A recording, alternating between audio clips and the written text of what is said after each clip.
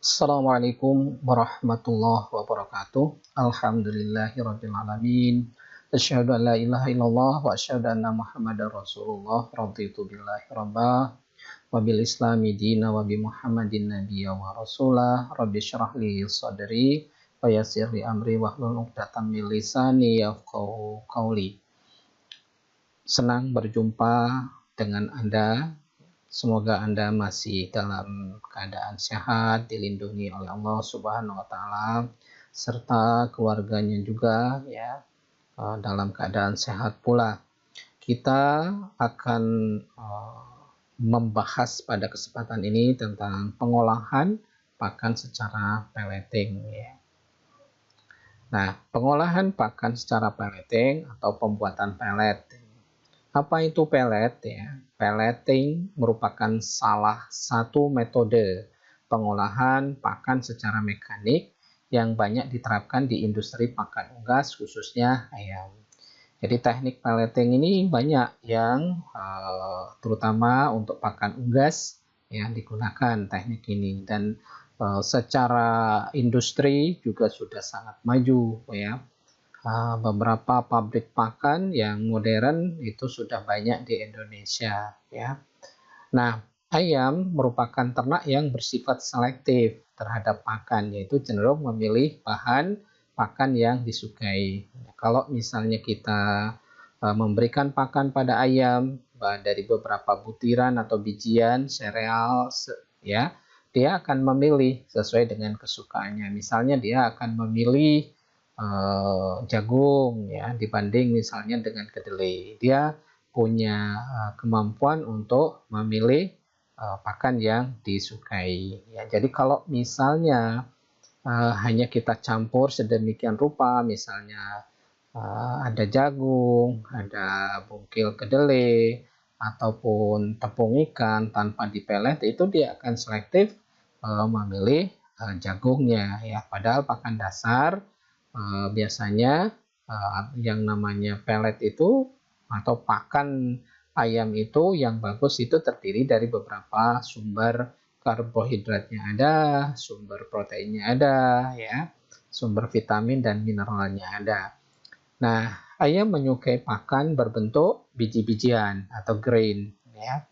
Terkait dengan morfologi sistem pencernaannya, yaitu yang memiliki paruh untuk mematuk dan gizzard sebagai lokasi pencernaan secara mekanik, ya.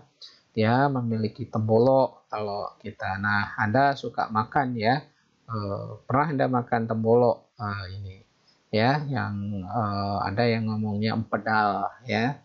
Nah, itu adalah bagian yang dia bisa punya kemampuan untuk mencerna biji-bijian. Dan bahkan kalau Anda melihat misalnya ayam itu ya, di misalnya kalau di lahan ya ataupun di sekitar rumah kita itu suka memakan batu-batuan, itu adalah salah satu kemampuan ayam itu, dia mencari sesuatu yang bisa membantu untuk proses pencernaannya. Batu itu digunakan sebagai grit ya, membantu untuk memecahkan di tembolok ayam tersebut ya, supaya dia proses pencernaannya bisa optimal. Nah, apabila pakan disediakan dalam bentuk mash ya, yang terdiri atas tepung dan biji-bijian, ayam akan memilih biji-bijiannya saja sehingga konsumsi pakan tidak sesuai dengan kebutuhan nutrien. Misalnya Anda mencampur ya, ada dedak misalnya, ada jagung di situ, atau ada yang lain ya, yang berbentuk butiran. Nah, kecenderungan ayam itu akan memakan itu dalam bentuk biji-bijian yang dimakan duluan. Ya, tidak kemungkinan besar yang bentuk tepung itu tidak dia makan gitu ya. Hal ini dapat dihindari dengan mengolah pakan menjadi bentuk yang mudah dikonsumsi dan disukai ayam, yaitu menjadi bentuk pellet. Ya. Jadi pellet itu adalah salah satu upaya kita, terutama di bidang peternakan atau industri peternakan, industri pakan ternak, itu adalah bagaimana membuat pakan ayam itu dalam bentuk yang disukai oleh ayam. Nah, selain mudah dikonsumsi oleh ayam, pelet juga mencegah perilaku ayam yang selektif tadi terhadap bahan pakan. Jadi, kemungkinan ayam tersebut untuk memilih-milih tidak bisa ya kalau sudah tercampur di dalamnya.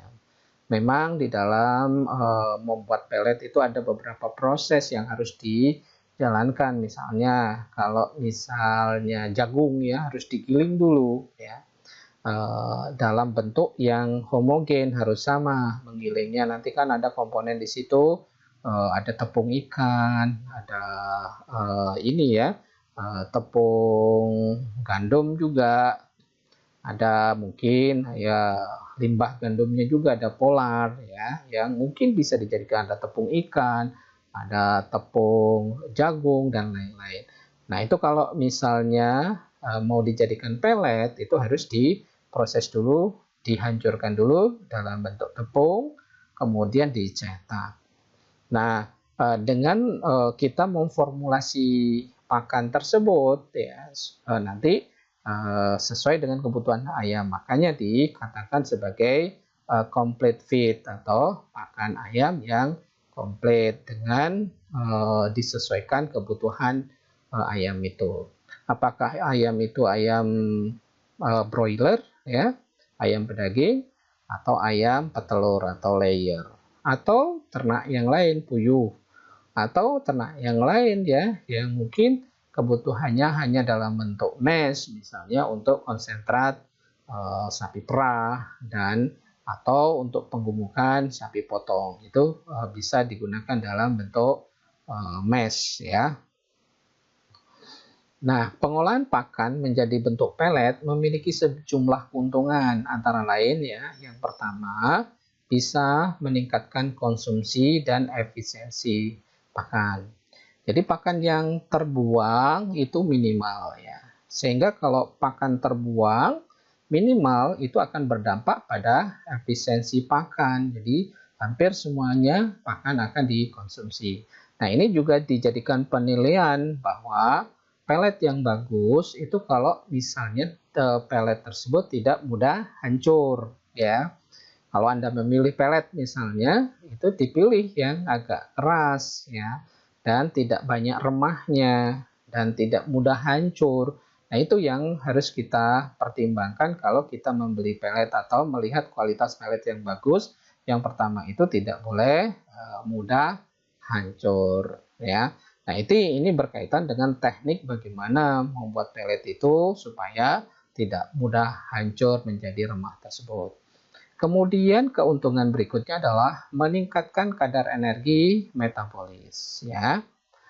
Jadi meningkatkan kadar energi metabolis ya, bagaimanapun proses kita mengolah itu bisa meningkatkan di dalam proses atau energi metabolisnya bisa kita tambahkan beberapa komponen energi ya, bisa dari minyak, bisa dari sumber karbohidrat yang lain.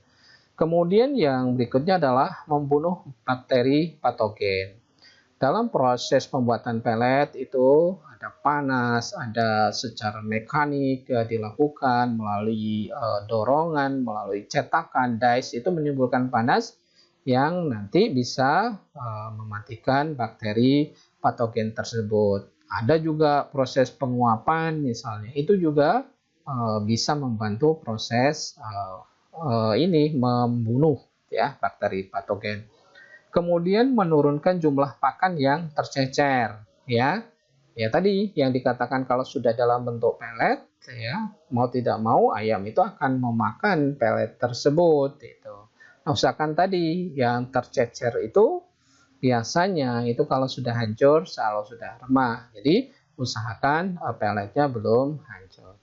Kemudian memperpanjang lama penyimpanan, jelas ya. Kerusakan yang sering terjadi itu kalau terjadi proses di mana ada peran bakteri, apalagi bakteri yang patogen itu jangan sampai ya. Misalnya terjadi karena proses terjadinya fermentasi ya, proses misalnya jamuran, tengik ya, rancid misalnya, itu kan biasanya kalau misalnya pakan tersebut secara tidak langsung banyak misalnya mikrobanya, otomatis dia memanfaatkan dari pakan tersebut ya. Nah, usaha dengan proses yang dilakukan, kemudian dikemas dengan rapi dalam karung yang kedap udara misalnya, itu adalah salah satu upaya bahwa untuk memperpanjang lama penyimpanan ya.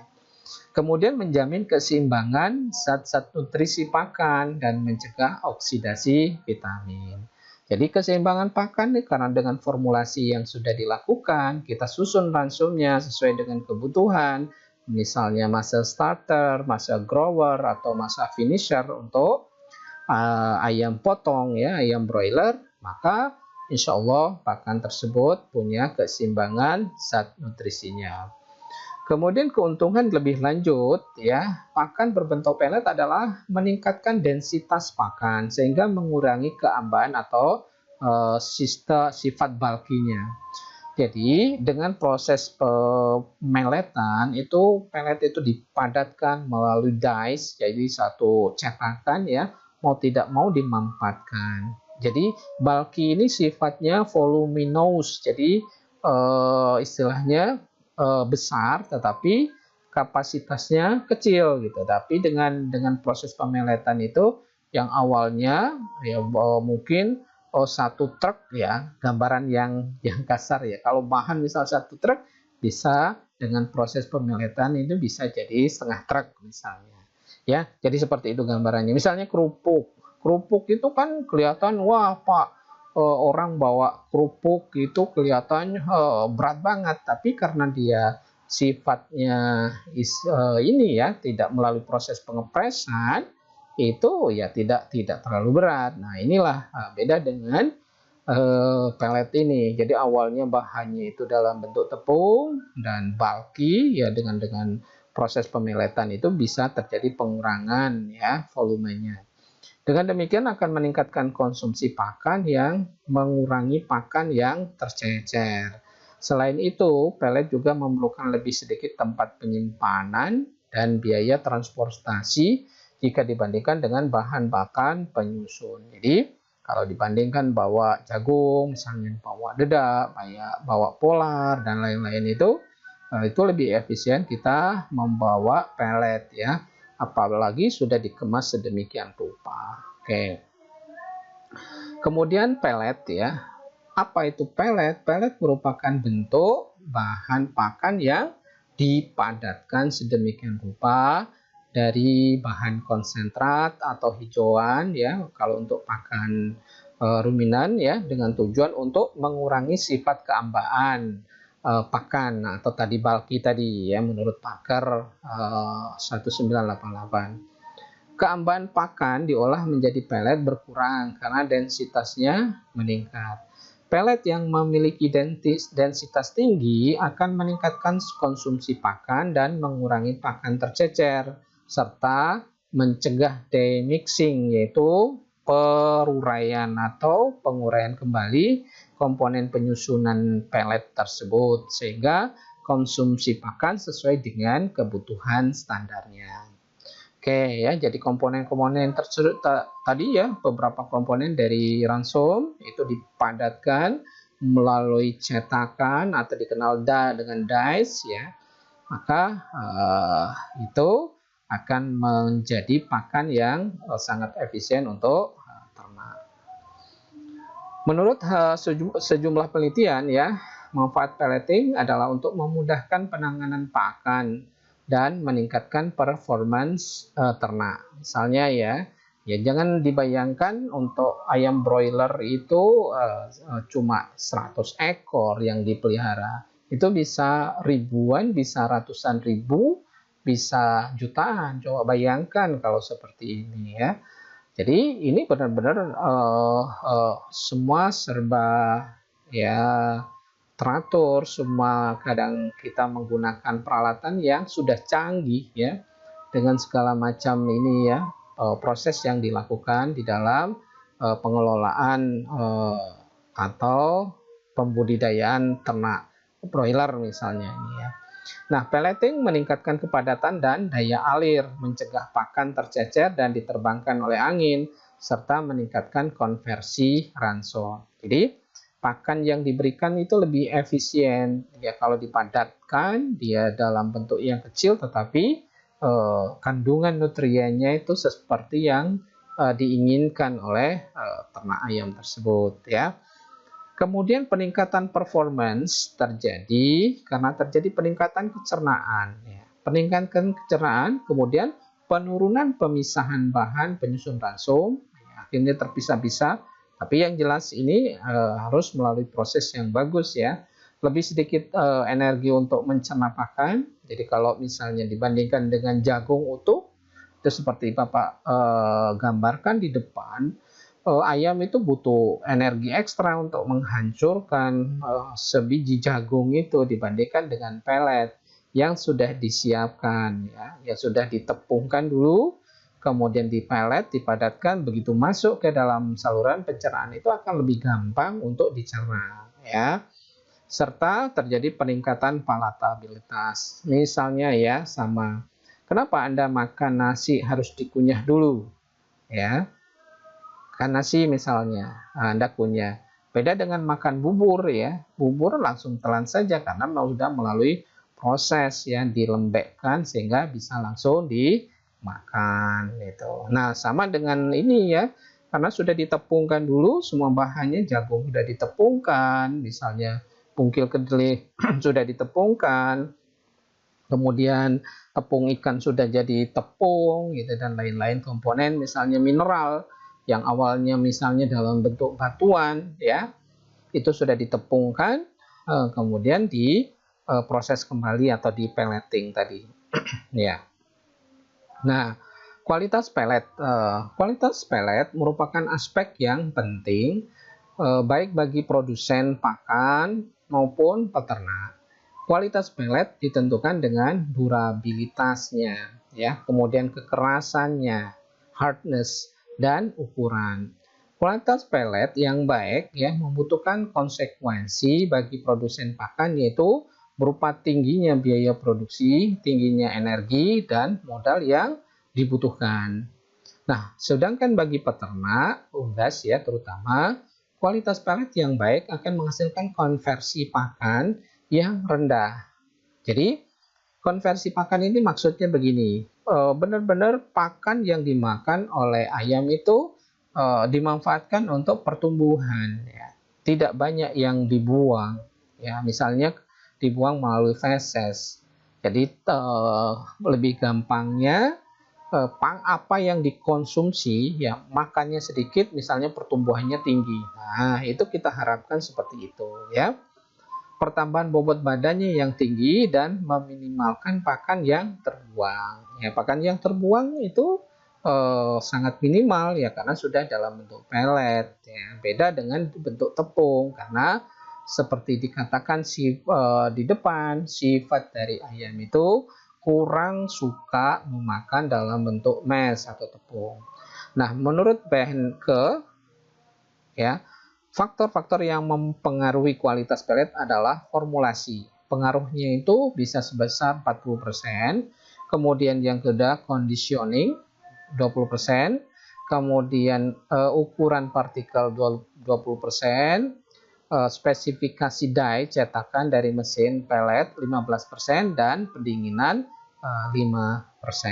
Ini beberapa proses ya. Jadi proses itu menentukan ini mempengaruhi kualitas dari pellet tersebut.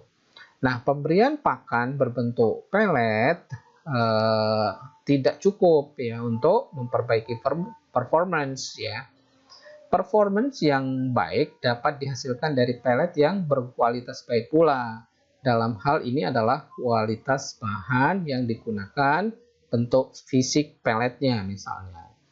Hasil penelitian ya menunjukkan bahwa FCR-nya feed conversion ratio ya meningkat sebesar 2,4% saat ayam broiler diberi ransum kombinasi 75% pellet dan 25% tepung apabila dibandingkan dengan ayam yang diberi 25% pelet dan 75% tepung ya.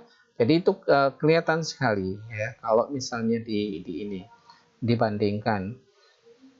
Kemudian berikutnya adalah pengaruh tekanan uap menjadi kontroversi di dalam industri pakan. Ada penelitian, terutama diteliti oleh Stephen ini, meneliti tentang pengaruh tekanan uap terhadap kualitas pelet. Ya, misalnya 20 dan 80 ya PSIG ya, tetapi tidak berpengaruh signifikan terhadap durabilitas pelet maupun laju produksinya. Ukuran partikel juga diteliti, tidak ada perbedaan durabilitas yang signifikan antara pelet yang kasar, medium, ataupun halus. Durabilitas pelet meningkat dengan peningkatan partikel halus seperti gandum. Ya, gandum ini biasanya dalam bentuk polar, ya, limbah gandum. Dan tepung kedelai, itu 20%.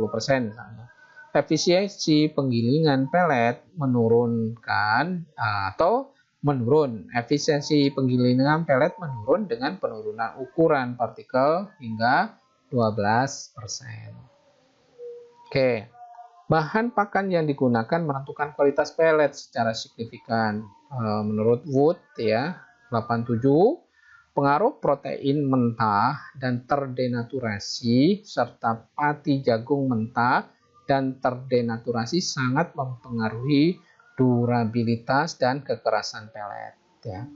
Pakan yang terbuat dari isolat protein kedelai dan jagung dijadikan pelet dengan dan tanpa steam conditioning ya, pre-gelatinisasi ya, dan denaturasi protein menghasilkan PDI. PDI itu adalah Pellet Durability Index ya, 70. Sedangkan PDI pellet berbahan dasar mentah hanya 19. Ini sangat jauh ya, jadi itu perbedaannya. Nah, menurut Wieniawski ini ya, peningkatan jumlah gandum meningkatkan PDI dari 32 menjadi 73. Nah, selain itu juga secara keseluruhan peningkatan kandungan protein pelet. Nah, jadi ini berpengaruh karena proses gelatinisasi tadi ya. Dia sudah mulai bisa lengket dan keras. Seperti Anda membuat ini ya, ada lemnya dia. Setelah kering dia akan mengeras. Stephen 1987 membandingkan durabilitas pelet yang mengandung 72,4% gandum dan 72,4% jagung. Ternyata pelet yang mengandung 72,4% gandum memiliki PDI 7 poin lebih tinggi ya. Jadi gandum lebih tinggi di dalam proses tersebut. Nah, hal ini menunjukkan bahwa protein berperan penting bagi peningkatan durabilitas pelet. Perusahaan pakan pada umumnya menggunakan gelatin pati untuk meningkatkan durabilitas pelet karena pati lebih murah daripada protein. Ya, jadi yang bersifat lem tadi ya, itu bisa meningkatkan durabilitas. Ingat bahwa kenapa menggunakan pati, karena memang membeli protein itu lebih mahal daripada membeli tadi sumber pati atau sumber karbohidrat ya. Jadi itu yang menjadi pertimbangan dari suatu perusahaan industri pakan ternak. Mengapa dia menggunakan sumber pati tersebut?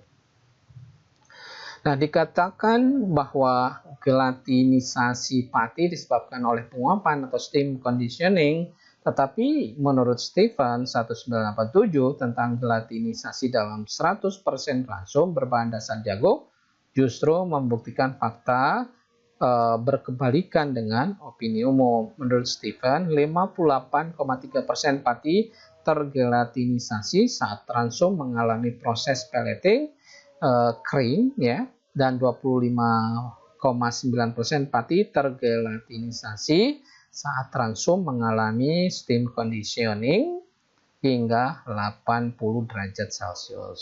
Nah, proses sharing secara mekanik dengan pelleting menyebabkan panas sehingga terjadi gelatinisasi. Efek pembasahan dari uap menurunkan panas dalam dice sehingga menurunkan gelatinisasi tersebut.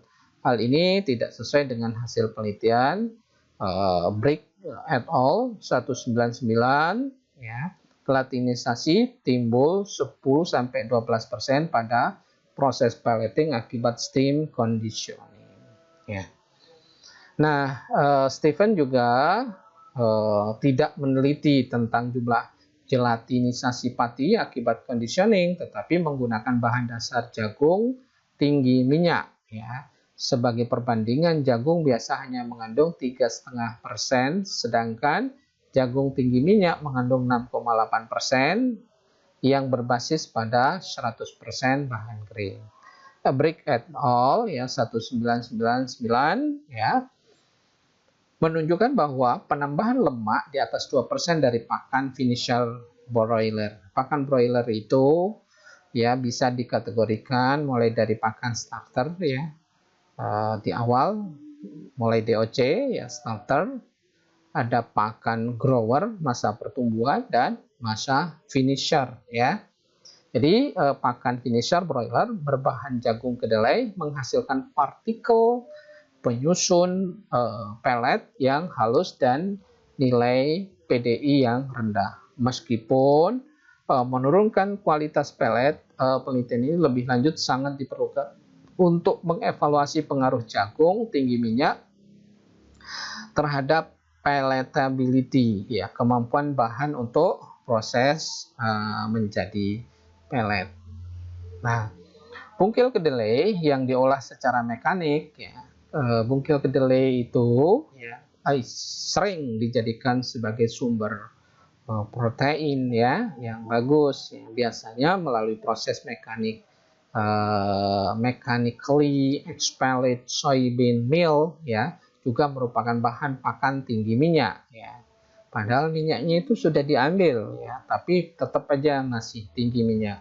Dibandingkan dengan bungkil kedelai diolah dengan ekstraksi solvent ya, solvent extracted soybean meal, bungkil kedelai mekanik mengandung 5% minyak lebih banyak sehingga banyak digunakan dalam industri pakan, bukan yang diekstrak ya. Nah, bungkil kedelai jenis ini menghasilkan pellet dengan kepadatan tinggi, artinya durabilitas lebih tinggi sehingga tidak mudah hancur saat pengangkutan. Jadi kalau pemilihan bungkil kedelai itu yang bagus kalau proses pengolahan dilakukan bukan dengan ekstraksi, tetapi dengan proses pengepresan atau mechanically expelled soybean meal. Ya, jadi dilakukan pengepresan, minyaknya dikeluarkan, sisa bungkilnya.